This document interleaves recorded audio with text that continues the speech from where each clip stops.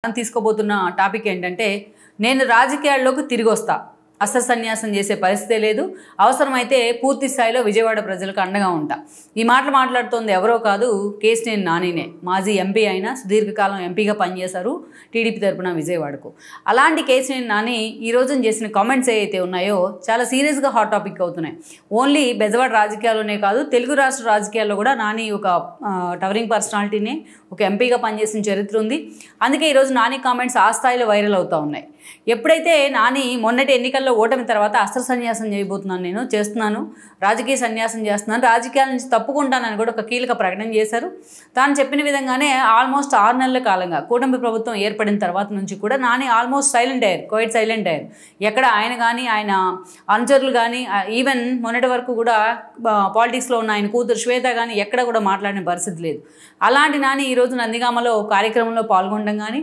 యాక్చువల్గా అది పొలిటికల్ కార్యక్రమం కాదంటున్నా దాన్ని పొలిటికల్ కార్యక్రమం లాగే చూడాలి అలాంటి కార్యక్రమంలో పాల్గొనటమే కాదు నేను రాజకీయాల నుంచి తప్పుకున్నా బట్ నా సేవలు అందిస్తూనే ఉంటా అంటూ కూడా ఒక ట్విస్ట్ ఇచ్చారు ఆయన అంటే తాను పూర్తిగా రాజకీయాల నుంచి పక్కకు తొలగలేదు అనే ఒక ఇండికేషన్ అయితే ఇచ్చారు ఈ క్రమంలోనే నాని ఏ పార్టీ వైపు చూస్తున్నారనే చర్చ జరుగుతోంది దానిలో భాగంగానే ఈ రోజున ఆయన బీజేపీ వైపు వెళ్ళబోతున్నారు బీజేపీ ఆయనకు పూర్తి స్థాయిలో వెల్కమ్ చేసే ప్రయత్నం చేస్తోంది అనేది అయితే ఇంకో వైపు నడుస్తున్న చర్చ ఇక్కడే చాలామందికి వస్తున్న అనుమానం ఏంటంటే ఈరోజు రాష్ట్రంలో అటు టీడీపీ ఇటు జనసేన అండ్ బీజేపీ కలిసి కూటమిగా ఏర్పడి ప్రభుత్వాన్ని ఫామ్ చేశాయి మొన్నటి ఎన్నికల్లో మరి అలాంటి సందర్భంలో ఆయన బీజేపీలోకి వస్తాను అంటే కేసీఆర్ నాని ఇటు టీడీపీ ఎంత సైలెంట్గా ఆయన ఆహ్వానించే అవకాశం ఉంటుంది ఎంత సైలెంట్గా ఉండే అవకాశం ఉంటుంది అనేది అయితే ఇంకో ప్రశ్ననే అనుకోవాలి ఇక్కడ ఒక ట్విస్ట్ ఏంటంటే కేసీఆర్ నాని పూర్తి స్థాయిలో చంద్రబాబు నాయుడు మీద తిరుగుబాటు జెండా ఎగరేశారు మొన్నటి ఎన్నికల సమయంలో తిరుగుబాటు జెండా ఎగరేసిన క్రమంలోనే చిన్నీని ఆ రోజు పార్టీ ప్రమోట్ చేసింది చిన్నీకి మొన్నటి ఎన్నికల్లో ఎంపీ టికెట్ ఇచ్చింది ఆయన తమ్ముడైన చిన్నీకి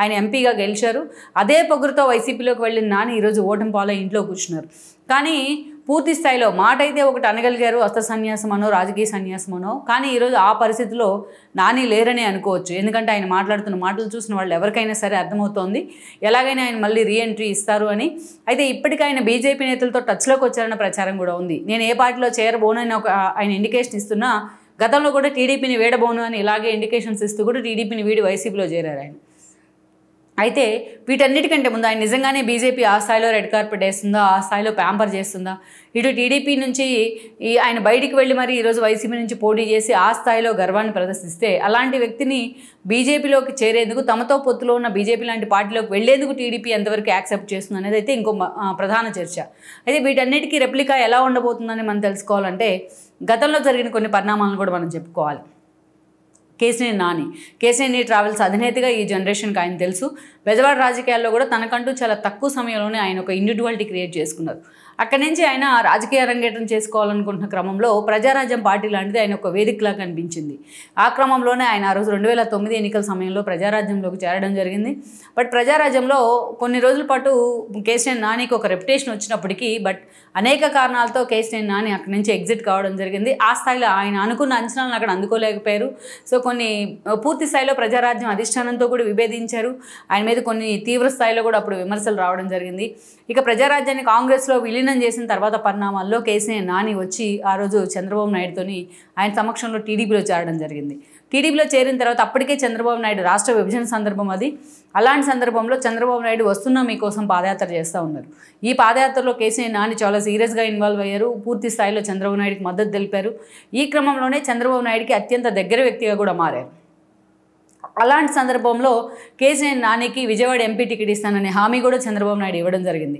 కానీ 2009లో వంశీకి టికెట్ ఇచ్చున్నారు వంశీ లగడపాటి చేతిలోని ఓడిపోయారు కూడా ఇక వంశీ అక్కడే ఉన్నారు అప్పటికి అలాంటి వంశీని గన్నవరానికి పంపించారు చంద్రబాబు నాయుడు అప్పటికే గన్నవరంలో దాసరి బాలవర్ధనరావు ఉన్నారు అలాంటి ఆయన్ని కన్విన్స్ చేసి మరీ వంశీని గన్నవరానికి పంపించి విజయవాడ ఎంపీ టికెట్ని కేసీఆర్కి ఇవ్వడం జరిగింది దెన్ కేసీఆర్ ఆ ఎన్నికల్లో అక్కడి నుంచి ఎంపీగా ఫస్ట్ టైం గెలిచారు గెలిచిన తర్వాత ఆ రోజు అప్పటికే ఎన్డీఏతో పొత్తులు పెట్టుకుని మరీ టీడీపీ ఎన్నికలకు వెళ్ళిన పరిస్థితి ఉంది అటు జనసేన కూడా వాళ్ళతో జత కలిసింది ఆ క్రమంలోనే బీజేపీ అగ్రనేతలతో తన పరిచయాలు ఏర్పాటు చేసుకున్నారు కేసీఆర్ నాని ఎందుకంటే అటు గల్లా జయదేవ్ లాంటి వాళ్ళు రామ్మోహన్ నాయుడు లాంటి వాళ్ళు కూడా ఫస్ట్ టైం ఎంపీలు అయ్యారు ఆ ఎన్నికల్లో అటు అద్భుతంగా వాయిస్ వినిపిస్తారని ఇలాంటి వాళ్ళకి పేరుంది టీడీపీ నుంచి అంతమంది ఎంపీలు ఉన్నా అటు గల్లా జయదేవ్ కానీ ఇటు రామ్మోహన్ నాయుడు లాంటి వాళ్ళకి ఎక్సలెంట్ వాయిస్ ఇస్తారు ఎక్సలెంట్ వాయిస్ రాష్ట్రం తరపున వినిపిస్తారన్న పేరుంది. ఆ స్థాయిలో వాళ్ళు ప్రజా సమస్యలకు సంబంధించి విభజన హామీల దాకా అనేక ఇష్యూస్ మీద అలాగే ఫైట్ చేస్తూ వచ్చారు కూడా.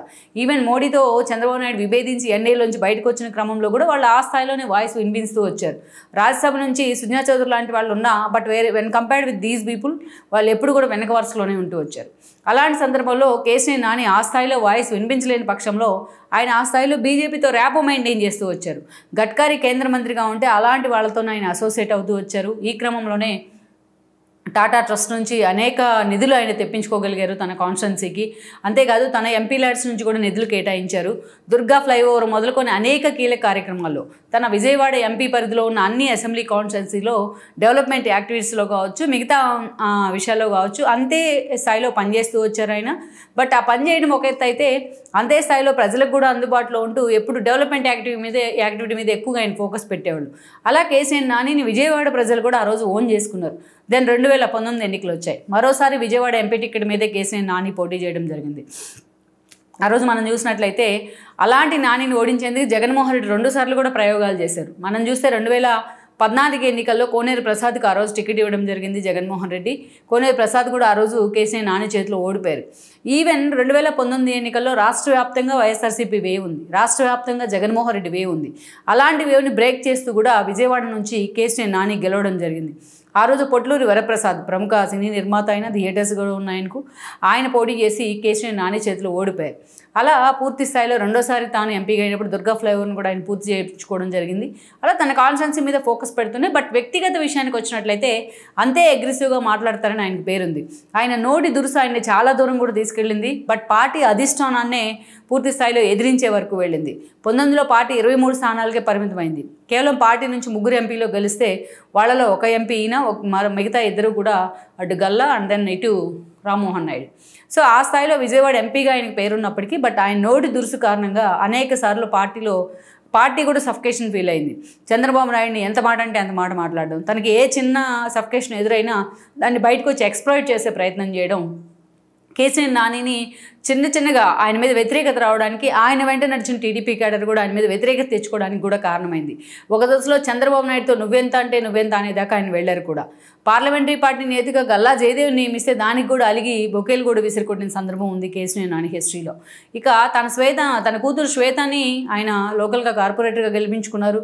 ఆమెను మేయర్గా చేయాలని కూడా ఆయన సీరియస్ ఎఫర్ట్ పెట్టారు. బట్ పార్టీలోనే తనకు పూర్తి స్థాయిలో న్యాయం చేయలేదు, పార్టీ అధిష్టానం అంత ఇనిషియేట్ తీసుకోలేదన్న ఆగ్రహం అయితే ఉంది. ఆ ఫ్రస్ట్రేషన్లో అనేక సార్లు దాన్ని బయటేసుకునే ప్రయత్నం చేశారు ఆయన.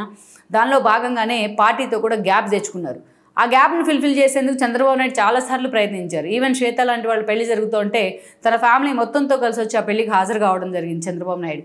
ఎన్నోసార్లు మాకు విభేదాలు లేవంటూనే అవసరమైతే ఇండివిజువల్గా కూడా దాన్ని పోటీ చేస్తానంటూ విజయవాడలో చంద్రబాబు నాయుడు నిలబెట్టిన అభ్యర్థి కంటే ఎక్కువ మెజారిటీ కొడతానంటూ మీసాలు మేలేసి తొడగొట్టిన సందర్భం కూడా ఉంది నాని హిస్టరీలో.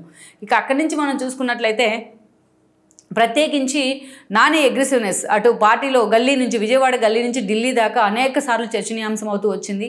అందుకే ఆయనకి ప్యారలల్గా ఆయన తమ్ముడైన కేసీఆర్ చిన్నిని కూడా టీడీపీ ప్రమోట్ చేస్తూ వచ్చింది. అప్పుడప్పుడే చిన్ని రాజకీయాల్లోకి ఎంట్రీ ఇవ్వడం, టీడీపీ నుంచి అసోసియేట్ కావడం ఉన్న పరిస్థితుల్లో కేసీఆర్ నానితో ఎప్పటికైనా తమకు ఇబ్బంది అన్నట్టుగా కేసీఆర్ చిన్నిని టీడీపీ ప్రమోట్ చేస్తూ వచ్చింది. ఆయనతో వ్యక్తిగతంగా ఉన్న విభేదాలను ఎప్పుడు కూడా పార్టీ మీద రుద్దే ప్రయత్నం చేసేవాళ్ళు కేసీఆర్ నాని. సో అక్కడి నుంచి మనం చూస్తే ఇక ఎస్పెషల్లీ తిరువూరు లాంటి ఒక ఇన్సిడెంట్, తిరువూరు పార్టీ అభ్యర్థిగా ఉన్న దేవదత్తుని అవమానించే ప్రయత్నం చేయడం కేసీఆర్ నాని, ఆయన పార్టీ అధిష్టానం పక్కన పెట్టే ప్రయత్నం అయితే చేసింది ఆ రోజున. అప్పుడే ఇక ఆ ఇన్సిడెంట్తోని కేసీఆర్ నాని బయటకు వచ్చేశారు. చంద్రబాబు నాయుడు మీద భయంకరమైన విమర్శలు చేసి మరీ ఆయన బయటకు వచ్చారు. విత్ ఇమీడియట్ ఎఫెక్ట్ అయిన ఎన్నికల ముందు ఆ రోజే టీడీపీ నుంచి బయటకు వచ్చిన రోజు సాయంత్రానికల్లా వెళ్ళి జగన్మోహన్ రెడ్డి సమక్షంలో ఆ పార్టీలో చేరారు. అప్పుడు దాకా ఇండివిజువల్గా అయినా పోటీ చేస్తాను, టీడీపీ నుంచి పక్కకు వెళ్ళి తనకు టికెట్ ఇవ్వకున్నా సరే ఎక్కడి నుంచి అయినా పోటీ చేస్తానంటూ ప్రగల్భాలు పలికిన నాని సాయంత్రానికల్లా జగన్మోహన్ రెడ్డి పంచం చేరారు. అంతేకాదు ఇక అదే సమయంలో ఆయనకి ఎంపీ టికెట్ని కూడా జగన్మోహన్ రెడ్డి అనౌన్స్ చేయడం జరిగింది. విజయవాడ ఎంపీ టికెట్ కోసం జగన్మోహన్ రెడ్డి చాలా సీరియస్గా ప్రయత్నాలు చేశారు. కేసీఆర్ నానికి చెక్ పెట్టేందుకు జేపీ దగ్గర నుంచి జేడీ దాకా చాలామందిని తెర మీదకి తీసుకొచ్చారు.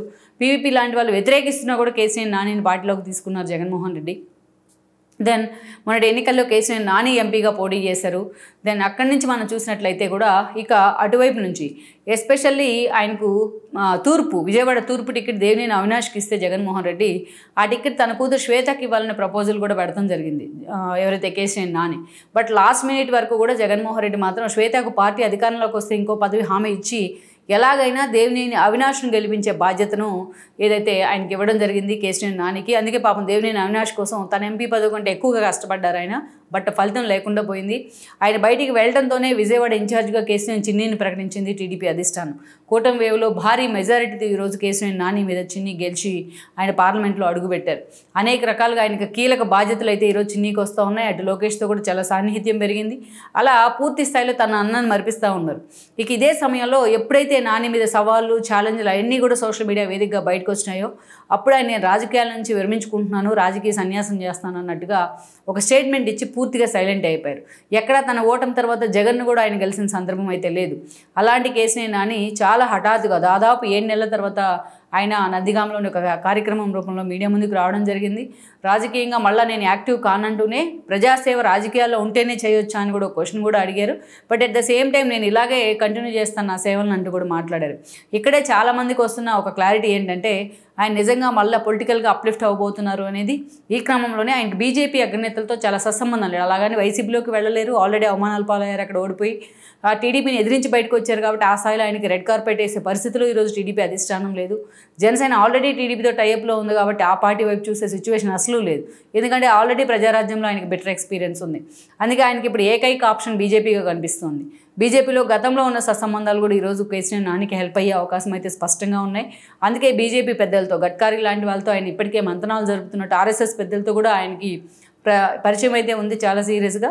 ఇప్పటికే ఆయనకి బీజేపీ నేతలు కూడా ఆ స్థాయిలో ఆహ్వానం పలుకుతున్నట్టు అయితే ఒక చర్చ జరుగుతోంది. మరి ఇప్పుడున్న సిచ్యువేషన్లో బీజేపీ కూడా అలైన్ అయ్యే ఉంది ఆల్రెడీ కూటమిలో. అలాంటిది కేసీఆర్ నానిని తీసుకుంటాను అని బీజేపీ పెద్దలు ప్రపోజల్ ఇస్తే ఎంతవరకు కూడా చంద్రబాబు నాయుడు యాక్సెప్ట్ చేసే అవకాశం ఉందనేది అయితే మరొక చర్చ.